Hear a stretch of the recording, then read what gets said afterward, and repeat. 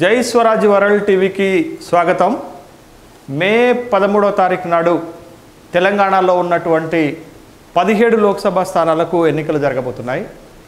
ఈ 18వ లోక్సభకు జరుగుతున్నటువంటి ఎన్నికలలో 17 లోక్సభ స్థానాల్లో ఏ పార్టీకి ఎన్ని సీట్లు రాబోతున్నాయి, ఏ లోక్సభ నియోజకవర్గ పరిధిలో ఏ పార్టీ బలం ఎంత, ఆ పార్టీ బలాలు బలహీనతలేంటి, ఏ పార్టీకి గెలుపు అవకాశాలు ఉన్నాయి, ఏ పార్టీ 1, 2, 3 స్థానాల్లో ఉండబోతుంది అనేటటువంటి విశ్లేషణలో భాగంగానే మొట్టమొదట 17 లోక్సభ స్థానాల్లో తెలంగాణలో ఖమ్మం గుమ్మం నుండి విశ్లేషణ ప్రారంభిస్తున్నాం. ఖమ్మం లోక్సభ నియోజకవర్గంలో ఏ పార్టీకి గెలుపు అవకాశాలు ఉన్నాయి అనేటటువంటి విశ్లేషణలో భాగంగానే మొట్టమొదట మనం ఖమ్మం లోక్సభ నియోజకవర్గాన్ని చూస్తున్నాం. అయితే ఖమ్మం లోక్సభ నియోజకవర్గ ప్రజలు తెలంగాణ రాష్ట్రం ఏర్పాటైన తర్వాత జరిగినటువంటి 2 లోక్సభ ఎన్నికల్లో విచిత్రమైనటువంటి తీర్పు ఇచ్చినట్లుగానే మనం చూడాలి. 2014 లోక్సభ ఎన్నికల్లో ఖమ్మం లోక్సభ నుండి వైఎస్ఆర్ కాంగ్రెస్ పార్టీ నుంచి పోటీ చేసినటువంటి పొంగులేటి శ్రీనివాసరెడ్డి గెలుపొందడం జరిగింది. 2019కి వచ్చేసరికి ఇక్కడ బీఆర్ఎస్ పార్టీ అభ్యర్థి అయినటువంటి నామన్ నాగేశ్వరరావు పోటీ చేశారు. నామన్ నాగేశ్వరరావు గెలిచారు. ప్రస్తుతం నామన్ నాగేశ్వరరావు గారు బీఆర్ఎస్ పార్టీ లోక్సభ నాయకుడిగా కూడా వ్యవహరిస్తున్నారు. 2014లో వైఎస్ఆర్ కాంగ్రెస్ పార్టీ గెలిస్తే 2019 లోక్సభ ఎన్నికలకు వచ్చేసరికి ఖమ్మం లోక్సభ స్థానం నుంచి బీఆర్ఎస్ గెలిచినటువంటి సందర్భం. అంటే 2 ఎన్నికల్లో కూడా 2 విలక్షణమైనటువంటి తీర్పులు ఖమ్మం లోక్సభ పరిధిలో ఉన్నటువంటి ఓటర్లు తీర్పిచ్చినట్లుగా మనం చూడాలి. అయితే ఇప్పుడు 2024లో జరుగుతున్నటువంటి లోక్సభ ఎన్నికల్లో 3 పార్టీలు పోటీ పడుతున్నాయి. ఖమ్మం లోక్సభ స్థానంలో 3 పార్టీలు, అటు Congress party, BRS party, Bharatiya Janata party త్రిముఖ పోటీ జరుగుతుంది. అయితే కాంగ్రెస్ పార్టీ నుంచి పోటీ చేస్తున్నటువంటి అభ్యర్థి రామసాయం రఘుమారెడ్డి పోటీ చేస్తున్నారు. పొంగులేటి శ్రీనివాసరెడ్డి వియ్యంకుడైనటువంటి రామసాయం రఘుమారెడ్డి ఫాదర్ రామసాయం సురేందర్ రెడ్డి 4 సార్లు వరంగల్ లోక్సభకి ఎంపీగా ప్రాతినిధ్యం వహించినటువంటి వ్యక్తి. అలాగే భారతీయ జనతా పార్టీ నుంచి పోటీ చేస్తున్నటువంటి తాండ్ర వినోద్రావు పోటీ చేస్తున్నారు. తర్వాత బీఆర్ఎస్ పార్టీ నుంచి సిట్టింగ్ లోక్సభ సభ్యుడైనటువంటి బీఆర్ఎస్ పార్టీ లోక్సభ నాయకుడైనటువంటి నామన్ నాగేశ్వరరావు పోటీ చేస్తున్నారు.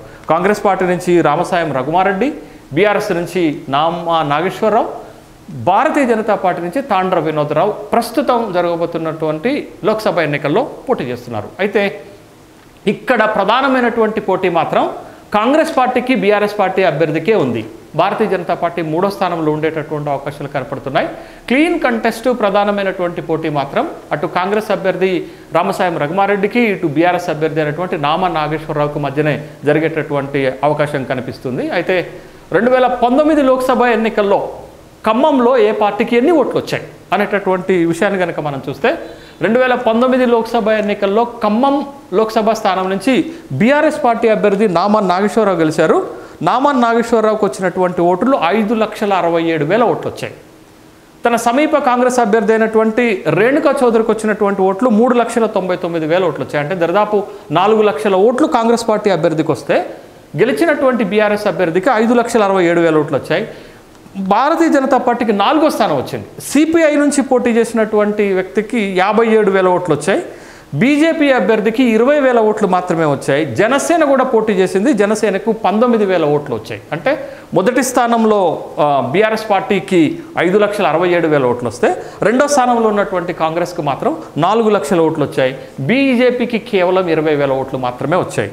అదేవిధంగా ఇటీవల జరిగినటువంటి శాసనసభ ఎన్నికలలో 2023 నవంబర్లో జరిగినటువంటి శాసనసభ ఎన్నికలలో ఈ ఖమ్మం లోక్సభ పరిధిలో ఉన్నటువంటి 7 శాసనసభ స్థానాల్లో 6 శాసనసభ స్థానాలు కాంగ్రెస్ పార్టీ గెలిచింది. కొత్తగూడెం శాసనసభ స్థానం నుంచి కాంగ్రెస్ బలపరిచినటువంటి సిపిఐ శాసనసభ్యుడు కూనంనేని సాంబశివరావు గెలిచారు. అంటే మొత్తం ఖమ్మం లోక్సభ పరిధిలో ఉన్నటువంటి 7 శాసనసభ నియోజకవర్గాల్లో కాంగ్రెస్ పార్టీ ఎమ్మెల్యేలు 6 ఉంటే సిపిఐ ఎమ్మెల్యే 1 ఉన్నారు. మొత్తం కాంగ్రెస్ పార్టీ గెలిచినట్లుగానే మనం చూడాలి, క్లీన్ స్వీప్ చేసినట్లుగానే చూడాలి. అయితే 2023 శాసనసభ ఎన్నికల సందర్భంగా ఏ పార్టీలకు ఎన్ని ఓట్లు వచ్చాయనేటటువంటి విషయాన్ని కనుక మనం చూస్తే కాంగ్రెస్ పార్టీకి పెద్ద ఎత్తున ఓట్లు వచ్చాయి. కాంగ్రెస్ పార్టీకి 7 శాసనసభ నియోజకవర్గాలలో మొత్తం ఓట్లు 7,33,000 వస్తే బీఆర్ఎస్ అభ్యర్థికి కేవలం 4,27,000 ఓట్లు మాత్రమే వచ్చాయి.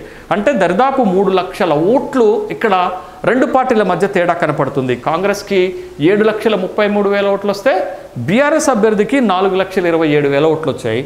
అదేవిధంగా కొత్తగూడెంలో సిపిఐ పోటీ చేసింది కాబట్టి సిపిఐకి 80,000 ఓట్లు వచ్చాయి.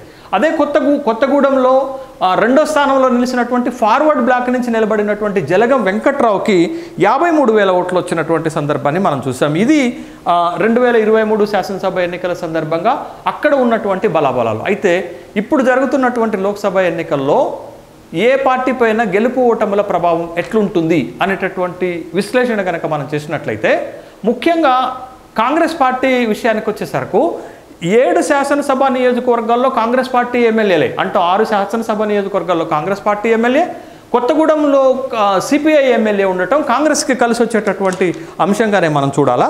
తర్వాత సిపిఎం సిపిఐలు మొత్తం ఖమ్మం జిల్లాలో వామపక్షాలకు బలం ఉంటుంది. ఈ ఎన్నికలలో వామపక్షాలు రెండూ కూడా సిపిఐ సిపిఎం కాంగ్రెస్కి మద్దతు ఇవ్వటం వల్ల కాంగ్రెస్కి కలిసి వస్తున్నటువంటి అంశంగానే చూడాలా.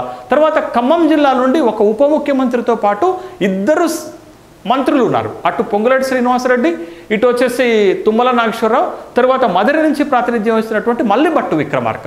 3 మంత్రులు ఉన్నారు. ఉప ముఖ్యమంత్రి ఉండటం కాంగ్రెస్కి కలిసి వచ్చేటటువంటి అంశం. తర్వాత ఈ నియోజకవర్గ పరిధిలోకి వచ్చేటటువంటి పాలేరులో కానీ, ఖమ్మంలో కానీ, మధురలో కానీ కాంగ్రెస్కి ఈసారి ఓట్ బ్యాంకు పెరిగేటటువంటి అవకాశం ఉంది.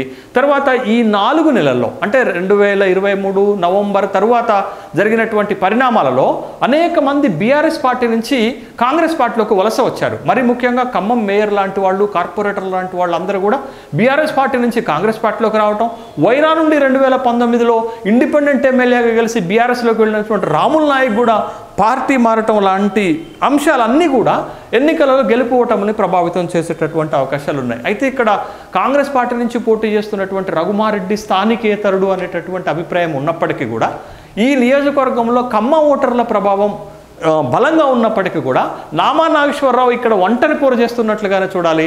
కాంగ్రెస్ పార్టీ అభ్యర్థిపై వస్తున్నటువంటి ఈ నాన్ లోకల్ అనేటటువంటిది గెలుపు ఓటముల్ని ప్రభావితం చేయలేకపోవటము, ఇక్కడ 3 మంత్రులు ఉండటము, 3 బలమైనటువంటి వ్యక్తులు ఉండటం, కాంగ్రెస్ పార్టీకి సంస్థాగతంగా పూర్తి స్థాయిలో బలం ఉండటం వల్ల మొత్తం నియోజకవర్గంలో అంతిమ ఫలితం ఎలా ఉంటుంది అని అంటే ఖచ్చితంగా ఇక్కడ పోటీ కాంగ్రెస్కి బీఆర్ఎస్కి ఉన్నది.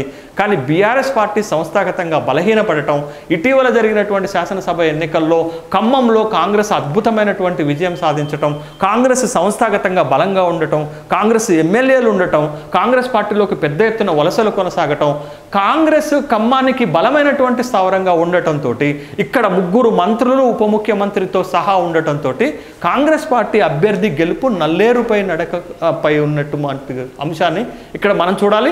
కాంగ్రెస్ అభ్యర్థి గెలవటం పక్క, కాంగ్రెస్ అభ్యర్థి విజయంలో సందేహాలు లేవు, కానీ కాంగ్రెస్ పార్టీ అభ్యర్థి మెజారిటీ ఎంత అనేటటువంటి విషయంపైనే ఇప్పుడు మనం చూడాల్సినటువంటి అంశం. కాబట్టి ఖచ్చితంగా కాంగ్రెస్ పార్టీ అభ్యర్థికి 1,00,000 ఓట్లకు పైగా మెజారిటీ వచ్చేటటువంటి అవకాశమే చాలా స్పష్టంగా కనపడుతుంది.